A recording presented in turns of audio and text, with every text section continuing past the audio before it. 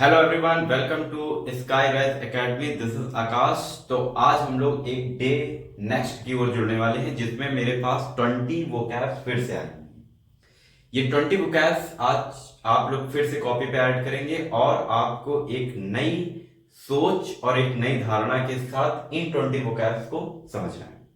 मैं रोज का रोज एक ही बात आपसे रिपीट करता रहा हूं कि आप इन 20 वोकैब्स को कॉपी पर लिखते जाइए। ये 20 वोकैब्स आपके आने वाले पेपर में बहुत ही ज्यादा आपको लाभदायक होंगी, जिसमें आपको पैसेज करने के लिए, ट्रांसलेशन करने के लिए आपको ये 20 वोकैब्स सहायक होंगी। ठीक है। अब ये 20 वोकैब्स आपकी परीक्षा की दृष्टि से, और मैं आपको फिर से बता देना चाहता हूं, जितने भी मेरे नए व्यूअर्स हैं उनको मैं फिर से बता देना चाहता हूं कि ये आपको 2 से लेकर 10 नंबर तक की वोकैब्स आने के पूरे चांसेस हैं। आपको ट्रांसलेशन के बीच में ऐसे वर्ड मिल जाएंगे, मान लीजिए साथ छाप को मिल गया, मान लीजिए आपको दंडात्मक मिल गया, मान लीजिए आपको धमकाना मिल गया, मान लीजिए आपको हिंदी का एक वर्ड मिल गया विचार। तो आप उसकी क्या इंग्लिश लिखेंगे और आप उसको कैसे और अच्छा बनाने की कोशिश करेंगे, कैसे पेपर के एग्जामिनर जो कॉपी चेक कर रहा होगा उसके दिल में और ज्यादा बैठने की कोशिश करेंगे। तो आइए देखते हैं कुछ नई 20 वोकैब्स को, नई 20 वर्ड्स मीनिंग्स को, जिनको आज हम लोग फिर से पढ़ेंगे। तो पहला हम लोगों के सामने है ब्लाइथ। ब्लाइथ एक एडजेक्टिव है जिसका हिंदी होता है खुशदिल।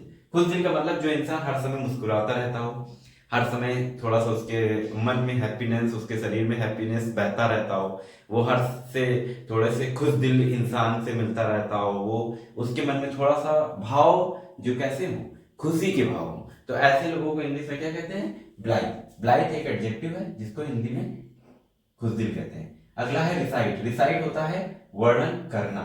वर्णन करना का मतलब, जैसे कि आपने एक चैप्टर इंग्लिश का पढ़ा या आपने एक हिंदी की एक कहानी पढ़ी, तो वो क्या है, उसका आप वर्णन कर रहे हैं, उसका वर्णन कर रहे हैं, उसको सविस्तार बता रहे हैं, तो इसको कहते हैं वर्णन करना। या आपको क्या बताया जाएगा?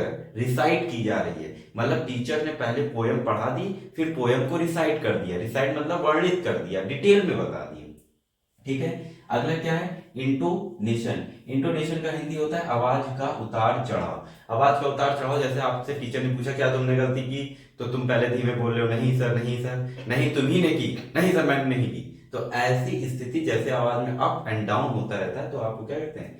इंटोनेशन। अगला क्या है? रिकग्नाइज। रिकग्नाइज का मतलब होता है पहचानना। पहचानने का मतलब क्या होता है? किसी चीज को आप पहचान रहे हैं, मान लीजिए आपका भाई खो गया, मान लीजिए आपकी बहन खो गई, या आपकी कोई कॉपी किताब खो गई या पेन खो गया, तो आपको कहीं वो दोबारा मिला, तो आपने क्या कहा? आप तुरंत पहचान गए कि ये मेरी ही कॉपी है, ये मेरा ही पेन है, ये मेरा ही सामान है। आप तुरंत उसको क्या कर रहे हैं? रिकग्नाइज कर रहे हैं। ठीक है। सेलिबसी, अविवाहित जीवन, एक नाउन वर्ड है। सेलिबसी एक नाउन वर्ड है जिसका हिंदी होता है अविवाहित जीवन। अविवाहित जीवन का मतलब जिनकी अभी शादी नहीं हुई है, वो अभी बैठे हैं, मोए मोए कर रहे हैं इंस्टाग्राम पे, और अपने विभिन्न प्रकार की एक्टिविटी कर रहे हैं, इधर उधर भाग रहे हैं। शादी जिनकी नहीं होती है उनको अविवाहित जीवन उनका चल रहा होता है, उसको आप क्या कह सकते हैं? सेलिबेसी। मतलब किसी की शादी अगर नहीं हुई तो उसे आप सेलिबेसी कह सकते हैं। ठीक है। अगला क्या है? ऑडियंस। ऑडियंस का हिंदी क्या होता है? घृणित, मतलब घिनौना, मतलब जो चीज अच्छा न लग रहा हो उसे क्या कह सकते हैं हम लोग? ऑडियंस। ठीक है। अगला क्या है? ओरेटर। ओरेटर मतलब वक्ता। जैसे मैं बोल रहा हूं तो मैं क्या हूं? वक्ता। मतलब मैं कुछ चीजें आपको बता रहा हूं, तो चीजें क्या कहती हैं? ओरेटा।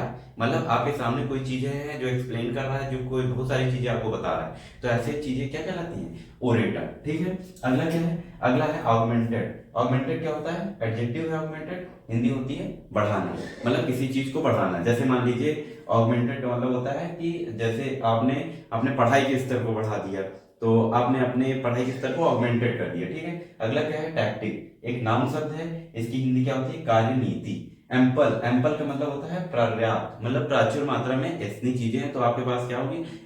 एम्पल, आपके पास एम्पल नॉलेज है, मतलब पर्याप्त नॉलेज है। अगला क्या है? लॉजिक। लॉजिक एक तर्क होता है, हिंदी होती है तर्क, मतलब आप हर जगह एक रीजनिंग कहते हैं ना, रीजनिंग लगा रहे हैं, तर्क लगा रहे हैं। ठीक है। अगला है फेट। फेट एक नाउन है, हिंदी होती है नसीब। ठीक है। मतलब आपके नसीब में, वैसे कहा जाता है कर्म ही सब कुछ है, लेकिन नसीब भी कुछ होता है, जिसको लक भी कई बार लोग बोलते हैं, तो ऐसा होता है फेट। फेट होता है नसीब। अगला है हार्डशिप। हार्डशिप क्या होता है? हार्डशिप होती है कठिनाइयां। मतलब आप हाई स्कूल इंटर का एग्जाम देने जा रहे हैं तो आपके उस स्तर में बहुत सारी कठिनाइयां आ रही हैं, बहुत सारे उतार चढ़ाव आ रहे हैं, तो इनको क्या कहते हैं? हार्डशिप। मतलब so much hardship in your exam, मतलब बहुत सारी कठिनाइयां हैं आपके एग्जाम में। अगर आप अच्छे से नहीं पढ़ रहे हैं तो कठिनाइयां हैं, ठीक है। अगला है सैंक्शन। सैंक्शन होता है प्रतिबंध। प्रतिबंध का मतलब जैसे गौ हत्या पे प्रतिबंध लगा दिया गया, तो गौ हत्या पे क्या लगा है? गौ हत्या पे सैंक्शन लगा दिए गए हैं। मतलब कोई जैसे पाकिस्तान से लोग नहीं आ पाएंगे भारत अब, तो उस पे क्या लगा है? सैंक्शन लगे हैं, तो क्या है? प्रतिबंध लगा है। अब अगर प्रतिबंध लगा है तो कुछ लोग कैसे हो गए? शांत हो गए, स्थिर हो गए, तो उन्हें क्या कहते हैं? काम। जैसे वो गाना नहीं है, बेबी काम डाउन, समझ रहे हैं? तो ऐसा। अगला क्या है? टेस्टिमनी। टेस्टिमनी होता है नाउन वर्ड है और इसका मतलब होता है साक्ष्य, मतलब साक्ष्य, सबूत, है ना, साक्ष्य, समझ गए। अगला अगला क्या है? Watch dog. वॉच डॉग एक वर्ब है जिसका हिंदी होता है प्रहरी। वॉच डॉग एक वर्ब है जिसका हिंदी क्या होता है? प्रहरी। प्रहरी का मतलब मान लीजिए जब रात में वो एक आदमी आता है जो आपके घर में कहता है जागते रहो, तो ऐसे प्रहरी हो गए। या आपके घर के बाहर या बंगले के बाहर या गोडाउन के बाहर कोई आदमी खड़ा हो रहा है, तो उसको क्या कहते हैं? Watch dog outside my house. Watch dog outside my house. Watch dog मतलब प्रहरी। अगला क्या है? पिनिटिव। पिनिटिव एक एडजेक्टिव शब्द है, इसका हिंदी होता है दंडात्मक। पिनिटिव का क्या होता है? दंडात्मक। मतलब क्या है? इंटिमिडेट। इंटिमिडेट एक वर्ब है, इसे कहते हैं धमकाना।